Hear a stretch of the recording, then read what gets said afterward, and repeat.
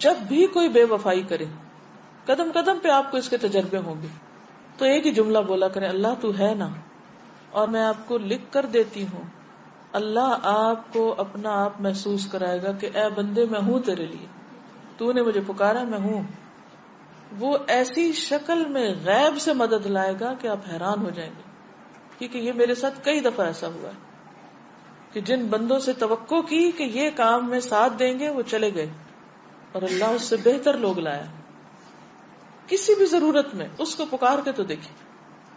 یہ جو ہے نا کہنا ایاک نعبد و ایاک نستعین، یہ اتنا آسان نہیں ہے. یہ زبان سے بولنا بہت آسان ہے، لیکن اس کو حقیقی معنوں میں شعور کے ساتھ کہنا بہت مشکل ہے کہ صرف تجھ سے ہم مانگتے ہیں. لالچ لوگوں سے رکھتے ہیں، زبان سے کہتے ہیں صرف تجھ سے مانگتے ہیں، اور دل میں لوگ بسے ہوئے ہوتے ہیں کہ یہ مدد کرے گا، وہ فلاں کے پاس یہ ہے.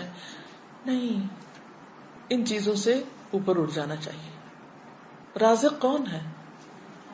اللہ ہے. مالک کون ہے؟ کس کے پاس جانا ہے؟ اللہ کے پاس جانا ہے. تو اگر وہ راضی ہے تو سبھی کچھ ہمارا ہے. تو اس لیے ہم کیا چاہتے ہیں؟ بس فوری فوری کچھ چیزیں ہاتھ میں آ جائیں، کوئی ایسے ورد وظیفے ہوں کہ جنت کما لیں، اور کوئی شارٹ کٹس ہوں کہ جس سے. یہ تو ہم نے ہمیشہ کی زندگی جینا ہے، آخرت میں ہمیشہ کے لیے رہنا ہے.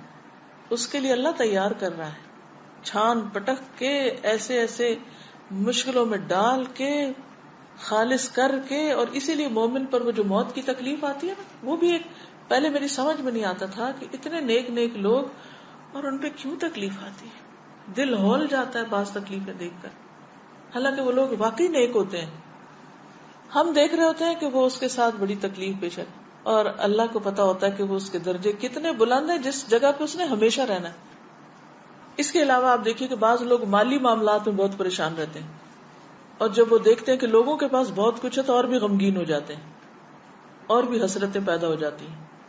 اگر وہ صرف ایک حدیث یاد رکھے نا، صرف ایک، کہ ایسے لوگ یعنی جو دنیا میں غریب ہیں اور پھر بھی دین پر ہیں، اللہ کو راضی کرتے ہیں، وہ جنت میں نصف دن یعنی 500 سال پہلے چلے جائیں گے. دنیا میں قارون بھی کیا 100 سال جیا تھا؟ اگر کسی کے پاس قارون کا خزانہ بھی ہے، اتنا مال ہے، تو بھی کوئی 100 سال انجوائے نہیں کر سکتا اس سے. اور آخرت کا ایک دن کتنا بھاری ہے. تو آج اگر ہم صبر کرتے ہیں، ہمارے پاس مال کم ہے یا ریسورسز کم ہے یا تکلیف میں ہم کسی وجہ سے کہ نہیں ہے کھانے کو، نہیں ہے رہنے کو، 100 مسائل ہو سکتے ہیں، لیکن اگر صرف یہ یاد رہے نا کہ ان سب مالداروں سے 500 سال پہلے جنت میں چلے جائیں گے، کوئی غم ہی نہ رہے.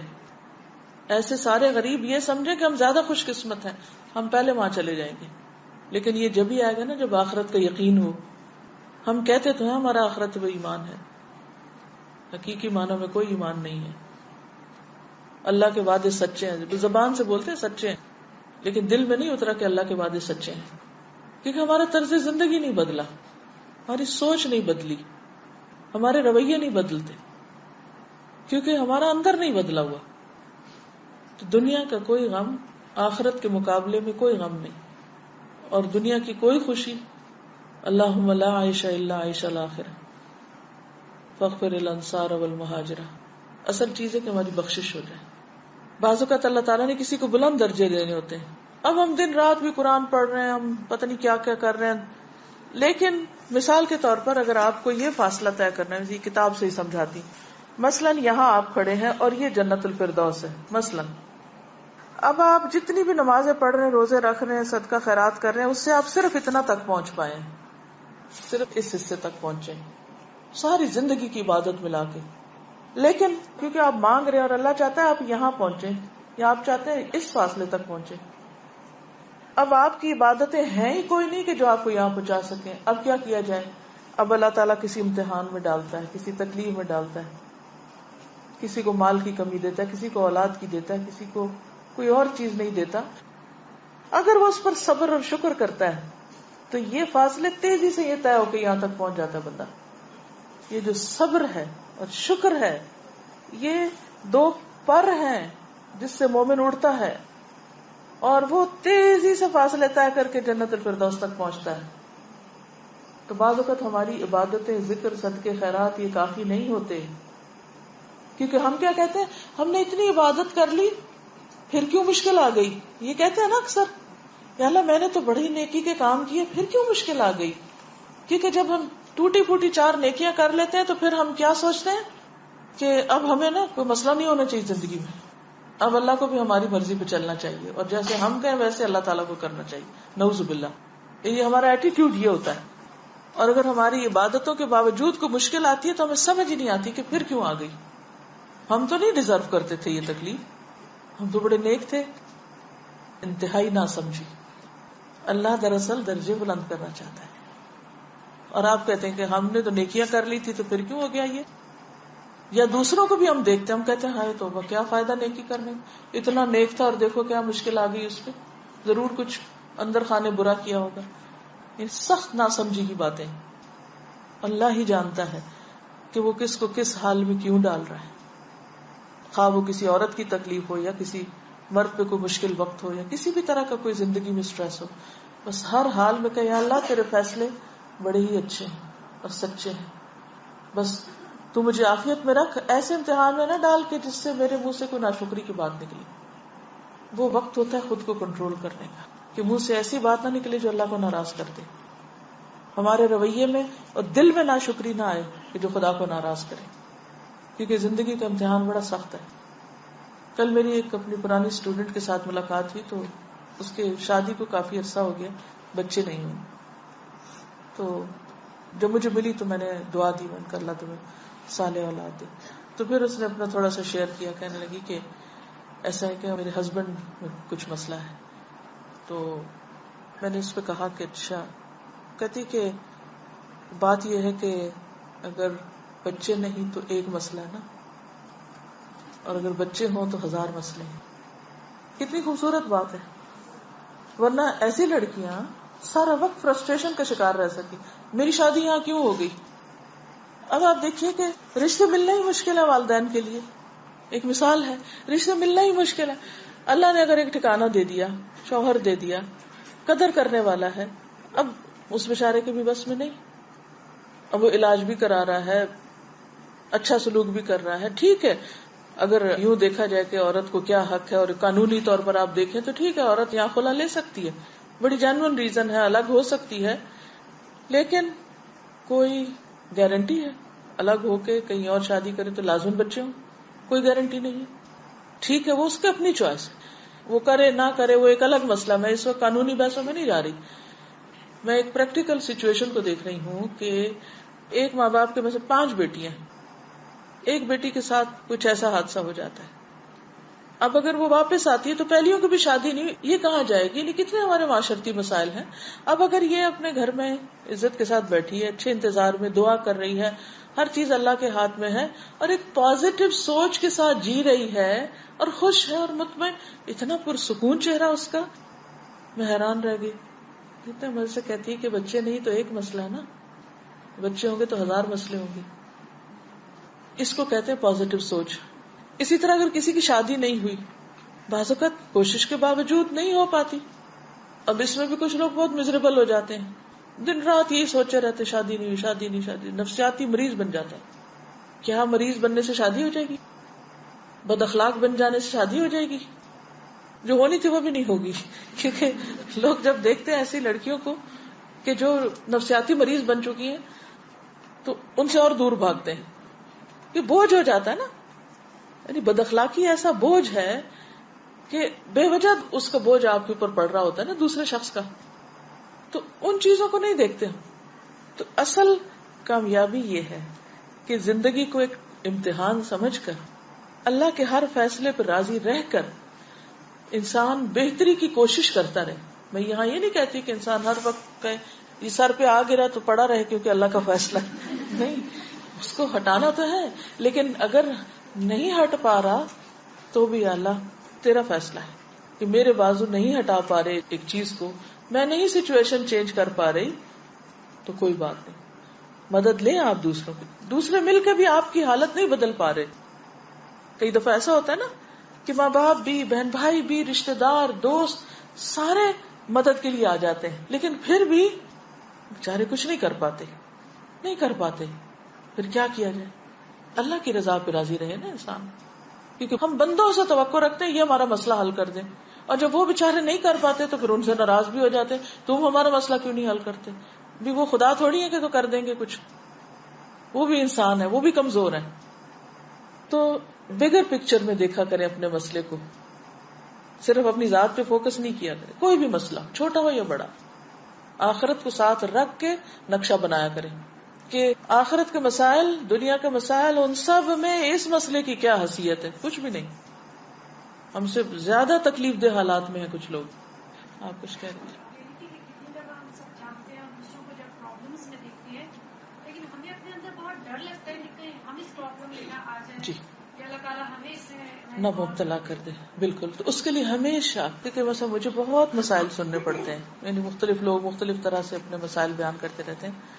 تو the moment کوئی شخص سٹارٹ کرے مسئلہ بیان کرنا تو فوراً دعا پڑھنا شروع کر دیں، الحمدللہ الذی عافانی ممن ابتلاہ بہ. کثرت سے یہ پڑھا کریں. جب بھی آپ کسی کو مسئلے میں دیکھیں تو ایسا لگتا ہے نا جیسے کہیں یہ مجھ پہ نہ آ جائے، یہ ڈر لگتا ہے کہ یا اللہ میں تو کوئی بہت اچھا نہیں کہ تو نے مجھے ابھی تک عافیت میں رکھا ہوا ہے. تو فوراً شکر گزار بن جائیں. الحمدللہ الذی عافانی ممن ابتلاہ بہ، کیونکہ ہر ایک کا ٹیسٹ فرق ہے. جی آپ فرمائیے.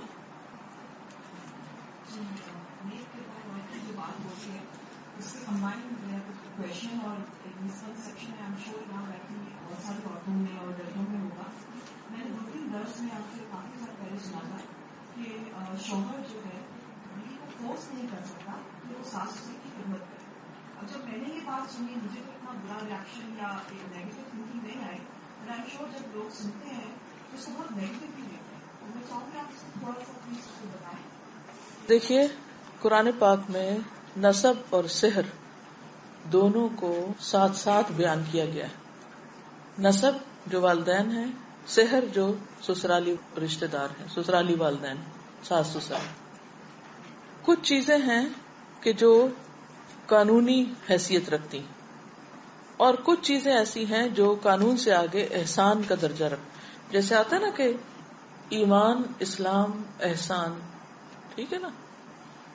کچھ چیزیں ہیں جو آپ کے ایمان یقین کے ساتھ تعلق رکھتی ہیں، اس کا پارٹ ہیں عمل میں. کچھ چیزیں اسلام کا ایک پورا جو سسٹم ہے اس کا پارٹ ہیں جس میں قانونی پہلو بھی آتے ہیں. ایک ہے جو احسان کا درجہ ہے. والدین کے ساتھ جہاں بھی معاملہ کرنے کا ذکر آیا ہے وہ کیا ہے؟ قانونی معاملہ یا احسان؟ احسان کا ہے نا، چاہے وہ اپنے والدین ہو چاہے وہ سسرالی. مثلا یہ جو بات آپ کہہ رہے ہیں نا کہ جو میں نے کہی ہے کہ شوہر مجبور نہیں کر سکتا بیوی کو کہ وہ ضرور اس کے والدین کی خدمت کرے، مجبور نہیں کر سکتا. یہ ہے قانونی پہلو.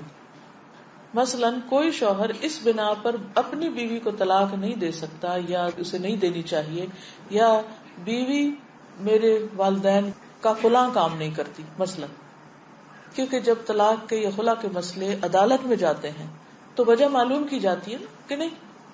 ایک عورت جب کہتی ہے کہ میں نے خلا لینی ہے تو وہ ایسے تو نہیں جج اٹھا کے کہتا اچھا ہو گئی تمہاری بات، جو تم چاہتی وہ کر دیں گے.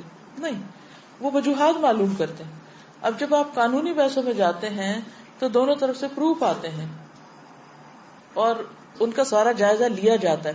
تو اس میں آپ دیکھیے کہ اگر کوئی شوہر یہ کہے کہ یہ عورت اس بنا پر میں اس کو مثلا نان نفقہ نہیں دیتا کیونکہ یہ نہیں کرتی، تو یہ قانونی ویلڈ ریزن نہیں ہے، وہ مجبور نہیں کر سکتا. ہاں بیوی کو اپنے طور پر احسان کرنے کی ضرورت ہے کہ جس طرح اس کے اپنے والدین ہیں تو اسی طرح شوہر کے بھی والدین ہیں. اب یہ تو نہیں ہو سکتا کہ بیوی اپنا گھر چھوڑ کے والدین کے گھر جا کے اپنے ماں باپ کی خدمت کرے، کیونکہ اس پر صرف اپنے ماں باپ کی خدمت. شادی کے بعد عورت کے لیے اس کی بھی اجازت نہیں ہے کہ شوہر کی مرضی کے بغیر وہ اپنے والدین کے پاس جا کر ان کے لیے کچھ کرے. ٹھیک ہے. تو بہت ساری چیزیں جو ہیں ان کے کئی پہلو ہوتے ہیں. وہ جو میں نے بات کہی ہے وہ ایک خاص کانٹیکسٹ میں ہے. ٹھیک ہے. یعنی مثلا بیوی کے اوپر کیا لازم ہے کہ شوہر کی اطاعت کرے، شوہر کی اجازت کے بغیر گھر سے نہ نکلے، شوہر کی اجازت کے بغیر کسی کو گھر میں آنے نہ دے. یا شوہر کی جسمانی ضرورت پوری کرے، یہ بیوی کی ذمہ داریوں میں سے. اگر کوئی عورت نہیں کرتی تو پھر اس کا حکم کچھ اور ہے، اس کا کتنا گناہ ہے وہ سب آپ کو معلوم ہے. لیکن اگر بیوی مثلاً خود بیمار ہے اور وہ خود مدد کی محتاج ہے اور شوہر اس کو کہہ رہا ہے کہ وہ کسی اور کی خدمت کرے اور اس وقت وہ اس قابل نہیں ہے کہ وہ کر سکے، اور وہ یہ کہتی ہے کہ کوئی خادم رکھ دیا جائے جو میری بھی مدد کرے اور والدین کی بھی کرے، تو یہ کوئی نامعقول مطالبہ نہیں ہوگا، ایک معقول مطالبہ ہوگا. جو خاندانی زندگی ہوتی ہے اس کے کئی آسپیکٹس ہوتے ہیں. جی آپ کچھ کہیں؟ میرا کوشچن ہے، باتوں کا خبر نہیں ہوتا چیزوں کو کیسے ڈیل کرنا ہے. جی تو میرے ہسبینڈ اتنے دین کی طرف نہیں ہے، تو ہوتا ہے کہ مطلب لوگوں کی ہیلپ کرنے کا، کسی نے پیسے مانگ لیے ان کو منع کرتے تو وہ ادھار ایک دے سکتے ہیں. تو اب میرا جیسے دین کا ہوا ہے تو مجھے خوف آتا ہے تھوڑا سا. یہ بتائیے کہ کیا وہ قرضہ ادا کر دیتے ہیں یا قرضہ نہیں پھر ادا کرتے؟ مطلب کہ وہ لون سود پر ہوتا ہے، انٹرسٹ پہ تو نہیں لیا جا سکتا وہ. جی اس میں یہ ایک جنرل سچویشن ہے کہ بعض اوقات آپ خواتین قرآن پڑھ لیتی ہیں، دین پڑھ لیتی ہیں، انہوں نے نہیں پڑھا ہوتا، آپ ایک طریقے پہ زندگی چاہتی ہیں، وہ ایک طریقے پہ چل رہے ہوتے ہیں. تو اس صورت میں یہ ہے کہ آپ کا کام صرف جو چیز آپ پڑھیں، صرف یہ نہیں کہ وہ جو خاص خرابی کوئی کر رہے تو اسی کی حدیث جا کے سنائیں. یہ بھی ہم عام طور پہ کچھ نہیں بتاتے، لیکن جو ہمارے مطلب میں جاتی ہے یا ان کے خلاف جاتی ہے وہ باتیں سناتے ہیں، اس سے پھر گڑبڑ ہو جاتی، پھر وہ کبھی بھی کچھ نہیں سننا چاہتے. تو یاد رکھیے کہ جب ہم ان کو بتانے لگے تو کامن گراؤنڈ سے پہلے چیزیں شیئر کریں، پھر کرتے کرتے کرتے اگر اس میں وہ چیز بھی آ جائے جو ان کے خلاف جا رہی ہے تو اس کو بھی وہ ڈائجسٹ کر جائیں گے، کیونکہ آپ ان کو پن پوائنٹ کر کے ان کے اوپر ڈائریکٹ تیر نہیں مار رہے، کیونکہ آپ ان کو ایک خیرخائی اور ہمدردی سے بتا رہے. یہ جنرل بات ہے، میں سب کے حوالے سے کر رہی ہوں. جو کچھ بھی پڑھیں، جو سیکھیں، کچھ نہ کچھ آپس میں جا کے شیئر کریں. اور جب اچھا موڈ ہو، کھانے کی میز پہ ہوں، کہیں باہر ہوں، گاڑی میں بیٹھے ہوں، جیسے اور باتیں آپ کس سے شیئر کرتے ہیں، دین کی باتیں بھی بس اسی طرح جنرل لائٹ موڈ میں شیئر کرتے رہیں، حتیٰ کہ وہ ان کے اندر ایک طلب پیدا ہو جائے اور سنجیدگی آ جائے اور سیکھنے کا شوق آ جائے، وہ پھر ایک لیٹر سٹیج پہ. اسی طرح بعض ایسے کام ہسبینڈز کر رہے ہوتے ہیں جو بالکل دین کے خلاف جاتا ہے اور ہماری جان پہ بن جاتی ہے جس دن ہم مسئلہ پڑھ کے جاتے ہیں، اور ہم چاہتے ہیں کہ اوور نائٹ اب چینج آ جائے ان میں بھی. اور جب وہ نہیں کرتے تو پھر ہم ان کو برا بھلا کہنے لگتے ہیں اور لڑائیاں ڈال کے بیٹھ جاتے ہیں اور پتہ نہیں عجیب و غریب رویے اختیار کر لیتے ہیں، جس سے وہ سمجھتے ہیں کہ سارا قصور دین کا، وہ اور دین سے خوفزدہ ہو جاتے ہیں اور دور ہو جاتے ہیں اور ہم اور مصیبت میں دلدل میں جا پھنستے ہیں. تو ایسی صورت میں ایک تو یہ ہے کہ جیسے میں ہمیشہ کورس کے شروع میں کہتی ہوں کہ اپنے پیاروں کو، گھر والوں کو ساتھ لے کے چلے. اس سے مطلب یہ ہے کہ ان کو بھی ساتھ ساتھ پتہ چلتا رہے آپ کر کیا رہے. یہ صرف دین کے معاملے میں نہیں، ہر معاملے میں یہی کریں کہ جو آپ گھر سے باہر کر کے آئیں گھر آ کے شیئر کریں. اس سے بڑا اعتماد بحال ہوتا ہے، کیونکہ ایک دوسرے کا پتہ ہوتا ہے کہ کون کیا کر کے آیا. جب انہیں پتہ ہی نہیں آپ کیا کر رہے ہیں اور اچانک ایک دن کوئی اعلان کر دیتے ہیں تو ان کے لیے پھر وہ چیز ان سے ڈائجسٹ نہیں ہوتی. تو روز کی شیئرنگ، میک شور کہ آپ تھوڑا تھوڑا تھوڑا تھوڑا شیئر کر رہے ہیں، اتنا جتنا وہ سننا چاہیے. یہ بھی نہیں کہ وہ سننا ہی نہیں چاہ رہے اور کانوں میں ہاتھ رکھ لے اور آپ کی تقریر ختم نہ ہو. لوگ دین سے دور ہوتے ہیں صرف اس وجہ سے کہ ہم ان کے اوپر اوور ڈوزنگ کرتے ہیں. اچھا اب آپ دیکھیے کہ مثلاً کوئی ایسی چیز جب ہم ان کو بتاتے ہیں، وہ مطلب سود کا لین دین ہے یا کوئی ایسی نوکری ہے جو غلط قسم کے کاموں پر مبنی، یا کوئی بھی چیز، تو آپ اس سے ہی نہیں شروع کریں گی، صرف اس ایک چیز کو نہیں دین بنائے گی. آپ اس سے پہلے جتنی چیزیں، آپ دیکھیے کہ دین میں سب سے پہلے کیا ہے؟ ایمان ہے، عقیدہ ہے، یقین ہے، آخرت ہے. کتنی چیزیں، وہ یقین پختہ ہوگا تو باقی چیزیں لی جائیں گی. اب پہلے آپ کامن گراؤنڈ سے بات کریں، اللہ کی محبت کی، آخرت کی، ادھر کی ادھر کی ساری کر چکے، پھر آپ عبادات کے اوپر آ جائیں، زکوٰۃ دینے کی بات کر لیں، پھر اور اس طرح کی. کیونکہ یہ جو عبادات ہیں یہ دراصل انسان کو تیار کرتی ہیں اور بہت سی اچھے اخلاق کے لیے. مثلا نماز، قرآن مجید میں آتا ہے ان الصلاۃ تنہی عن الفحشاء والمنکر، نماز انسان کو برائیوں اور بے حیائیوں سے روکتی. اس چیز کو دیکھیں کہ وہ نماز پڑھ پا رہے ہیں یا نہیں. اگر وہ نہیں پڑھ پا رہے تو ان کی مدد کریں کہ وہ کسی طرح اس کے لیے تیار ہو جائیں. زکوٰۃ دیتے ہیں کہ نہیں، کیونکہ زکوٰۃ انسان کے اندر سے بخل اور تنگ دلی نکالتی ہے. پھر روزے رکھتے ہیں کہ نہیں, کہ روزہ رکھ کر انسان جھوٹ بولنے سے اور نشہ آور چیزوں سے اور بہت سی اور بری چیزوں سے بچتا ہے. فرض روزوں کے علاوہ نفل خود بھی رکھے تو ان کو بھی ساتھ لانے کی کوشش کریں. پھر اس طرح اگر ابھی تک حج پہ نہیں گئے تو حج پہ جانے کی تیاری کریں آہستہ آہستہ, اس کے لیے ذہن تیار کریں, کیونکہ وہاں جا کر بھی انسان کے اندر بہت سا چینج آتا ہے اور انسان سوچتا ہے اچھا میں حج سے آ کے یہ برا کام چھوڑ دوں گا. یعنی کئی ایک طریقے. پھر اس کے بعد یہ ہے کہ آپ سارے طریقے آزما چکے لیکن کچھ بھی کام نہیں کر رہا. اب آپ کا فرض کیا ہے, وہی کریں جو حضرت آسیہ نے کیا تھا. حضرت آسیہ نے فرعون کے مقابلے میں کیا کیا تھا؟ صبر کے ساتھ وقت گزارا تھا, گھر چھوڑ کے نہیں چلی گئی تھی. اللہ تعالیٰ نے ان کو جنت کی عورتوں کے سردار بنایا ان کے صبر کی وجہ سے, کیونکہ جہاں امتحان بڑا ہوتا ہے وہاں اجر بھی بہت بڑا ہوتا ہے. تو یہ جن عورتوں کو جنت کا سردار کہا گیا ہے ان کے کردار کو دیکھیں کہ انہوں نے کس طرح زندگی گزر کی. سارا کچھ بتانے کے باوجود بھی اگر وہ غلط کام چھوڑ رہے تو یو آر ناٹ ریسپانسبل. وہ ریسپانسبل ہیں, آپ نہیں ہیں. آپ نے اپنا فرض پورا کر دی. ہوپلیس کیس کبھی بھی نہیں بنائے. یو نیور نو کہ کون کس وقت توبہ کر لے. ٹھیک ہے نا, اس پر خوش نہ ہو, راضی نہ ہو, تعاون نہ کرے برائی پر.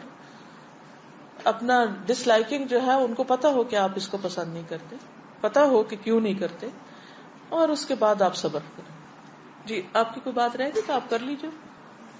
اب جیسے ہاں اس میں یہ بھی ہوتا ہے نا کہ دوسروں کے ساتھ ہمارے اوپر بھی اچھائی وہ کرتے ہیں, مطلب اگر کبھی اس سے کہتے تو اب مجھے یہ نہیں سمجھ آتا کہ میں آرام سے تو کہہ دیتی ہوں کہ مجھے اس چیز سے یہ نہیں چاہیے. فار ایگزامپل بات مجھے اس سے نہیں چاہیے, لیکن ہاں ایک اور چیز ہے کہ بس کوئی چیز ایسی لائے ہیں تو اس وقت جب لا رہے ہیں اس وقت کچھ نہیں کہیے. جب بعد میں آرام سے بات ہو سننے کے, پھر آپ سمجھتے کہ آپ پینیٹریٹ کر رہے ہیں, بات جا رہی ہے, اس وقت بولیے تاکہ وہ اس کو سمجھ جائے کہ آپ کیوں اس چیز کو چاہ رہی ہیں یا نہیں چاہ رہی. ایک چیز ہے کہ ہم سب کو حکمت مانگنے کی ضرورت ہے. اللہ تعالیٰ اگر ہمیں طریقہ سکھا دے تو چیزیں آسان ہو جاتی ہیں. جی سر میں پرسنلی ایک سیریز بتاؤں گی کہ ہم لوگ نا رینٹ والے گھر میں رہتے تھے, تو اس کا $1,000 کرایہ تھا. تو میرے ہسبینڈ کے دوست نے ہم کو کہا کہ تم گھر کیوں نہیں لے لیتے, اس نے گھر لیا تو $650 پیمنٹ ہے مورگیج. میرے ہسبینڈ گھر آئے تو مجھے کہتے کہ مورگیج حلال ہے کہ حرام ہے. میں نے کہا سود کی قسم ہے اور اس طرح سے. پھر اس کے بعد خیر انہوں نے کہا نہیں میں سوچوں ہم گھر لے لیں گے. اچھا میں نے کچھ نہیں کہا, میں نے کہا ٹھیک ہے جیسے آپ کو صحیح لگتا. اچھا پھر مجھے کہتے ہیں ہم گھر دیکھنے جائیں گے. میں نے استخارہ کیا, پھر ہم گئے گھر میں کچھ سال کی پسند آیا. اور اللہ کا شکر ہے کہ میں نے اپنے ہسبینڈ سے بحث سیکھی, میں صرف اللہ سے دعا کرتی ہوں. اور اللہ کا اتنا احسان ہے کہ اتنے گھر ہم نے دیکھے, اور میں ہر جگہ ان کے ساتھ چلی جب اللہ سے دعا کرتی تھی کہ اللہ ہمارے رزق میں برکت دے اور ہم حلال طریقے سے گھر میں. اور اللہ کا اتنا احسان ہے کہ نہیں ہوا کچھ.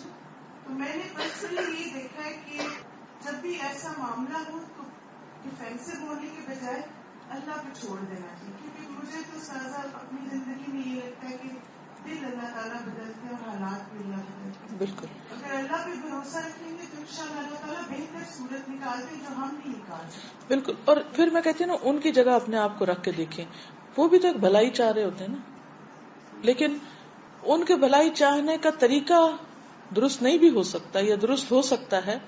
تو اس صورت میں یہ جو ہے کہ انسان استخارہ کر کے دعا کر کے اور پھر فیصلہ کرے.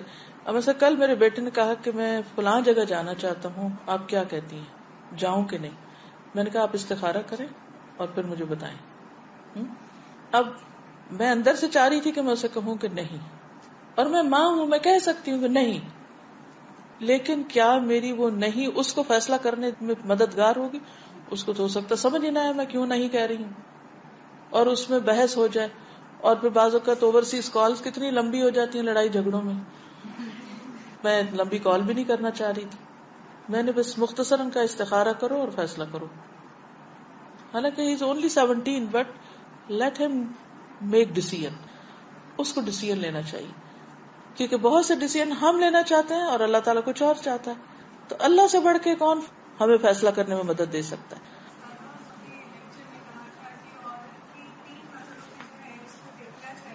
جی بات سب سے خوبصورت تھی کیونکہ وہ مربے جو ہے وہ معاشرہ بنا رہے ہیں. پہلا مرحلہ تھا کہ جس میں بیٹی کی تربیت ہے, دوسرا مرحلہ ہے جس میں وہ اپنی بیوی کا کردار ادا کرتی ہے, اور تیسرا ماں کا. تو جو بیٹی والا مرحلہ ہے وہ اتنا امپورٹنٹ ہے کیونکہ وہی سب کو آگے لے کے جا رہا ہے.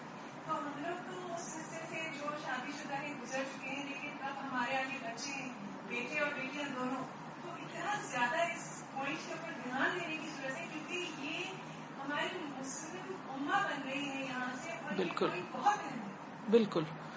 تو میں یہ بات شیئر کرنا چاہ رہی تھی کہ پلیز اس بات کی توجہ دیں کہ ہم ماؤں کو بہت ضرورت ہے کہ ہم ان کی تربیت کریں. بالکل, یہ بہت ہی اللہ آپ کو جزائے خیر دے, اچھا پوائنٹ آپ نے یاد دلا دیا. بات یہ ہے کہ جب ہم دین کی طرف نہیں ہوتے تو ہماری پرائرٹیز کچھ اور ہوتی ہیں, اس وجہ سے بچوں کو اگنور کرتے ہیں. جب ہم دین کی طرف آ بھی جاتے ہیں تو دین میں آنے کی وجہ سے بچوں کو اگنور کرنا شروع کر دیتے ہیں. وہ مظلوم بےچارے ہر حال میں سفر کرتے ہیں.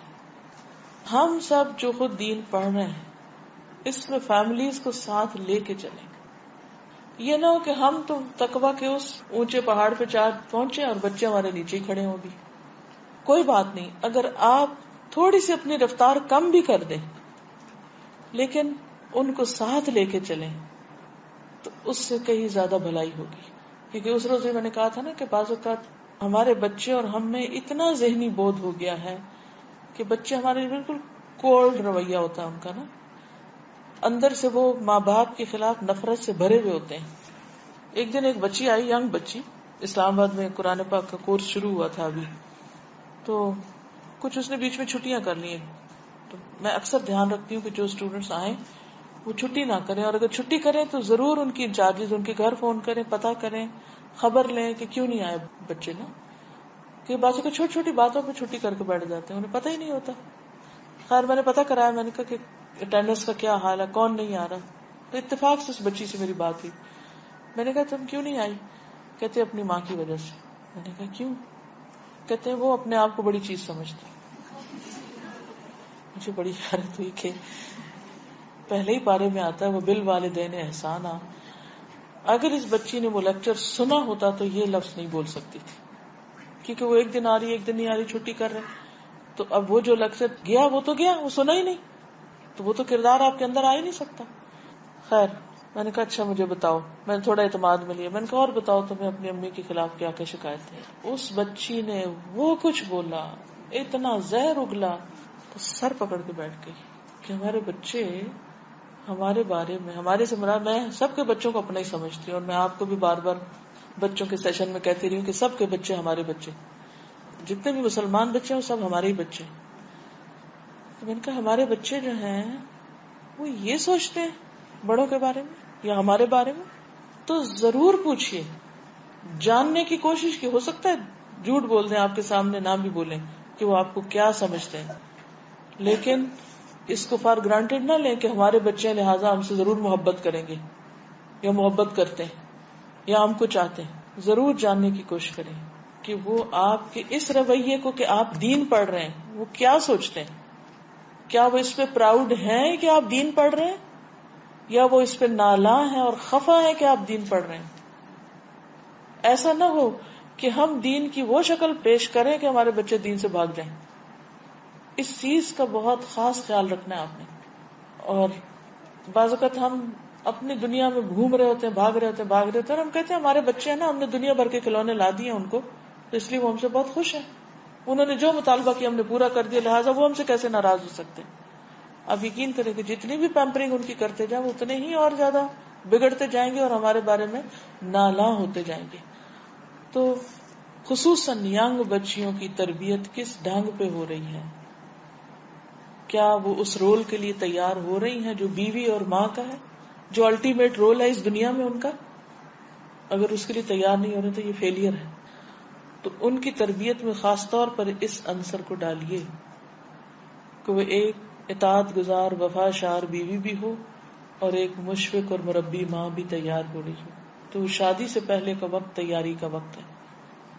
ہم پڑھیں دین, لیکن ان کے صرف جہیز کی تیاری نہ کریں, ان کے اخلاقی رویوں کی بھی تیاری کریں کہ وہ اس رول کے لیے تیار ہیں کہ نہیں. دس از دا کوشچن. اس رول کے لیے. پھر کہوں گی اس رول, کس رول کے لیے؟ اچھی بیوی اور اچھی ماں کے رول کے لیے تیار ہو رہے ہیں کہ نہیں؟ وہ چاہیں تو ایسٹروناٹس بن جائیں, لیکن اگر وہ آسمان پہ بھی پہنچ کر اچھی بیوی اور ماں نہیں تو کامیابی نہیں. ہم نے صرف ایک چیز پہ فوکس کر لیا, اور وہ کیا ہے؟ بچی کی اچھی ڈگری ہوگی نا, اچھا رشتہ آ جائے گا. اچھا ڈگری بھی مل گئی, رشتہ بھی آ گیا, سب ہو گیا. اب نہ اس کو بیوی بننا آتا ہے نہ ماں بننا آتا ہے. کیا اس کا مستقبل ہے؟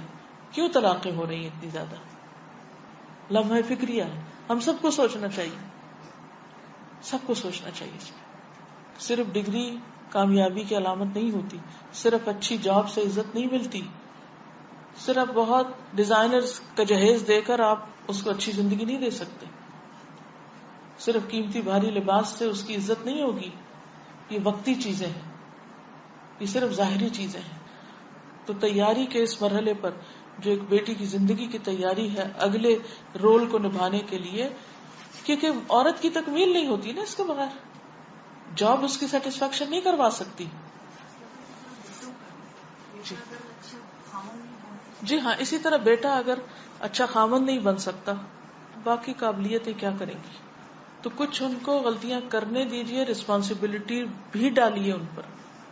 ہم کہتے نہیں بیچاریاں بہت پڑھتی ہیں, ان کو نہیں کام کرنا آتا, چھوڑو میں خود ہی پرفیکشن سے کروں گی. وہ تو اور عیش کریں گی, تو غلطی کرنے دیں, کوئی حرج نہیں. اگر کچن میں سارا کباڑ مچا دیے کوئی بات نہیں.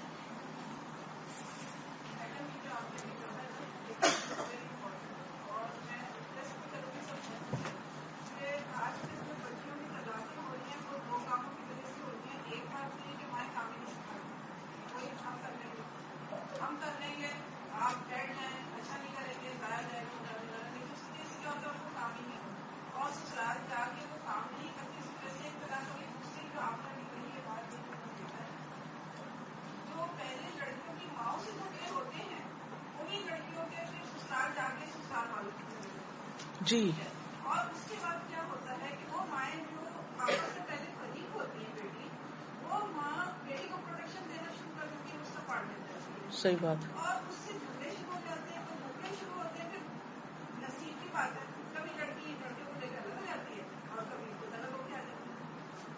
ویری میں گڈ. بتاؤں ابھی ایک شادی میں کے ساتھ کی بات ہے, ایک بچے نے مجھے بتایا ہم نے شادی میں شریک تھے, 6 سال پہلے کی لڑکی لڑکے کی انڈرسٹینڈنگ کی, شادی ہوئی 6 مہینے میں طلاق ہو گئی.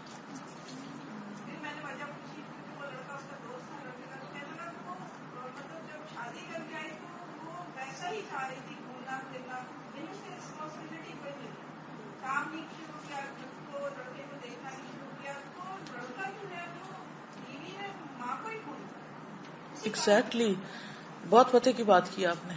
میں ریکویسٹ کروں گی اپنے بچوں کو کھانا پکانا سکھائیں. بعض لوگ مجھے کہیں گے کہ ہمیں اپنے بچوں کو کھانا نہیں سکھایا, وہ نہیں آتا. میں نے کہا آپ نے بہت بڑا کیا, بہت بڑا. بالکل بہت اچھا کہتی ہیں, یہ بہت ان کی بھلائی کی بات ہے. اور یہ سب سے میں ریکویسٹ کروں گی اپنے بچوں کو, ہمیں بھی ہماری امی نے سکھایا تھا, اور وہ کیا کرتی تھی جیسے آپ مجھے بتا کے روٹی کا پیڑا چھوٹا سا لیا آپ میں, یا کھانے کی کبھی اپنے لیے آملیٹ اور پھر چائے اور پھر آہستہ آہستہ آہستہ کھانا شروع کیا. تو ضرور سکھائیں, یہ ان کی بھلائی ہے اگر آپ مجھے محبت چاہتے ہیں تو. بالکل, یہ محبت ہے اصل میں. یہ بہت ہی کام کی بات انہوں نے کہی ہے کہ عام طور پر جب بچیوں کو تمیز تہذیب نہیں سکھائی جاتی تو وہ ماں کے سامنے بول رہی ہوتی ہیں, شادی سے پہلے ماں کے ساتھ بدتمیزی کر رہی ہوتی ہیں, ماں کے ساتھ بگڑ رہی ہوتی ہیں, اور ماں ان کو صرف ماں ہوتی ہے نا تو برداشت کر رہی ہوتی. پھر یہ ہوتا ہے کہ جب شادی ہوتی ہے تو وہ اسی کردار اور اسی اخلاق کو لے کے اگلے گھر چلی جاتی ہیں. وہ جھگڑے جو ماں باپ کے گھر وہ کر رہی تھی بہن بھائیوں سے اور ماں باپ سے, وہ سسرال میں ساس سسر سے اور نند بھابھی سے شروع ہو جاتے ہیں. اور پھر وہی ماں جو کل تک اپنی بیٹی سے لڑ رہی تھی آج اس کو پروٹیکٹ کرنا شروع کر دیتی. اور پھر یہ ہوتا ہے کہ وہی لڑکی جو ہے وہ شوہر سے لڑنا شروع کر دیتی, یا پھر الگ ہو کے آ جاتی ہے, یا پھر خامند کو الگ لے کے اس کے ماں باپ سے کاٹ کے رکھ دیتی. تو یہ ایک ایسا وشس سرکل چل پڑا ہے کہ ماں باپ کے گھر میں ہی اس اخلاق کو توڑنے کی ضرورت ہے, اس کو شے دینے کی ضرورت نہیں ہے. اس بد اخلاقی کی ٹریٹمنٹ ہونی چاہیے, ورنہ وہ ساتھ چل پڑتی. اور اگر وہ ساتھ چلتی ہے تو پھر جب وہ ماں بنتی ہے، مثلا اس نے سسرال سے لڑ کے میاں کو الگ کر لیا، سارے الزام سسرال کو دے کے، اب کیا ہے کہ وہ ماں بن گئی ہے، اب ماں بن گئی ہے، اب وہی بدتمیزی بد اخلاقی اپنے بچوں سے کرنا شروع کر دی اس نے، اب اگلی نسل پھر بگڑ رہی ہے. یہ کہاں تک چلے گا سلسلہ؟ تو کم از کم جو لوگ قرآن پڑھ رہے ہیں، دین پڑھ رہے ہیں، وہ تو اپنے رویے بدلیں، وہ تو اپنے گھروں میں قوا انفسکم واہلیکم نارا کریں. میں یہ کہہ رہی تھی کہ ایک ایٹیٹیوڈ ایک جنرلی یہ بھی دیکھا جائے فارم لڑکوں میں ہو یا لڑکیوں میں، جیسے لڑکا ہو تو ہر قسم کی چیزیں از آل رائٹ، شادی ہو جائے گا تو ٹھیک ہو جائے گا، اور لڑکیاں اور لڑکی ٹھیک کرے اس کو آ کے. جی وہ لڑکی ٹھیک کرے، اب وہ رکتا کوئی نہیں ہے. اور پھر وہ اگر لڑکی ہو تو وہ جو چاہے کرے، وہ شادی ہو جائے گی تو ٹھیک ہو جائے گی، اور پھر اس کے بعد وہ کنٹینیو رہتا ہے، پھر ہم کہتے ہیں وہ بچہ ہو جائے گا تو ٹھیک ہو جائے گی. تو وہ ٹھیک نہیں ہوتا انلیس اینڈ انٹل وہ فکس ہو، بھلے وہ لڑکا ہو یا وہ لڑکی ہو، بھلے وہ زبان کی بے اخلاقی ہو یا تو بالکل ایٹیٹیوڈ میں کوئی یا عمل میں ہو، صحیح نہیں ہوتی وہ. We can't just let go of it کہ وہ بالکل. صحیح ہو جائے. جی ایک بات یہ تھی کہ شروع سے ہی ہم جب اپنے بچوں کو، خاص طور پر بچوں کو ایجوکیٹ کرتے ہیں تو شروع سے ذہن میں بات بتا دیتے ہیں کہ آپ زیادہ پڑھو لکھو تاکہ آپ انڈیپینڈنٹ ہوں، آپ اپنے پاؤں پہ کھڑے ہو. تو ایک برین واشنگ ایسی بچیوں کے ذہن میں ہوتی ہے کہ وہ گھر میں جب جاتی ہیں تو ان کے ذہن میں یہ نہیں ہوتا، وہ کہتے ہیں کہ نہیں ہسبینڈ پال رہا ہے تو ہم اس سے زیادہ ہی ایجوکیٹڈ ہیں یا ہم بھی اتنے قابل ہیں. تو یہ جو ایک مائنڈ سیٹ ہے نا، اس کو بھی بدلنے کی ضرورت ہے کہ بچوں کو جب ایجوکیٹ کریں تو یہ مت کہیں کہ آپ اپنے پاؤں پہ کھڑے، اس لیے ہم آپ کو ایجوکیٹ کریں تاکہ دوسرے گھر پہ جا کے ایک اچھا رول ماڈل. بالکل صحیح کہا آپ نے، کیونکہ آپ دیکھیں کہ کتنی لڑکیاں ہیں جو اپنے پاؤں پہ کھڑی ہیں لیکن کیا وہ خوش ہیں؟ خالی اپنے پاؤں پہ کھڑے ہونے سے تو خوشیاں نہیں ملتی. انسان کو اللہ نے انسان کے لیے بنایا ہے، اور انسان انسان سے ہی انس پاتا ہے، اور انسان انسان کے لیے فتنہ بھی ہے، انسان ہی انسان کے لیے تکلیف کا باعث بھی ہے، پھول کے ساتھ کانٹا بھی ہے. تو اگر انسان یہ کہے کہ چونکہ پھول کے ساتھ کانٹا ہے اس لیے پھول کو ہی چھوڑ دو، تو یہ تو فلسفہ درست نہ ہوگا. بس آپ کو سلیقہ آنا چاہیے کہ آپ اس کو ایسی جگہ سے پکڑیں کہ پھول کی خوشبو سونگھ سکیں، کانٹے کو اوائڈ کریں، اور اس کے ساتھ ہوگا لیکن اس سے بچنے کا طریقہ آپ کو اللہ نے عقل کی شکل میں دیا ہے. اس کو ایسا پکڑیں کہ وہ کانٹا آپ کو چبھے نہیں، آپ کو بچنا ہوگا اس سے. کانٹا تو اپنی جگہ کانٹا ہے، ہم میں سے ہر ایک کے ساتھ کانٹے ہیں، کسی کے ساتھ کوئی ہے، کسی کے ساتھ چھوٹا، کسی کے ساتھ بڑا ہے، لیکن کوئی بھی اس سے پاک نہیں. اور جانے انجانے ہم دوسروں کو دکھ دے جاتے ہیں، بعض اوقات ناسمجھی کی بنا پہ، بعض اوقات اپنی دنیا میں ہوتے ہیں، ہمیں پتہ ہی نہیں ہوتا کہ دوسرا کیا سوچ رہا ہے، ہمارا نیت کچھ اور ہوتی ہے، دوسرا کچھ اور سمجھ کے دکھی ہو جاتا ہے. اب کس کا قصور ہے؟ نہ آپ کا نہ اس کا، لیکن وہ کانٹا تھا جو چپ گیا. اچھا جب کانٹا چپ جاتا تو کیا کرتے ہیں؟ کبھی آپ نے یہ کیا کانٹا چبھا تو پھول پھینک دیا اٹھا کے؟ کیا کرتے ہیں؟ فوراً دیکھتے ہیں کہ کہاں کٹ لگا ہے، اور یہ دیکھتے ہیں کہ کانٹا ہے کس جگہ اور کون سی جگہ سیف ہے، وہاں سے پکڑو. تو اللہ نے عقل دی ہے نا، سوچ سمجھ کے کانٹے والی چیز کو پکڑے. تو وہ انسان جو لوگوں کی تکلیفیں برداشت کر کے ان کے ساتھ رہے، وہ زیادہ اچھا ہے، یہ حدیث کے الفاظ ہیں، بنسبت اس کے کہ جو لوگوں سے الگ تھلگ ہو جائے، کہ میں انڈیپینڈنٹ رہوں گا، کسی کے ساتھ نہیں رہوں گا. تو انڈیپینڈنٹ رہنے میں ٹھیک ہے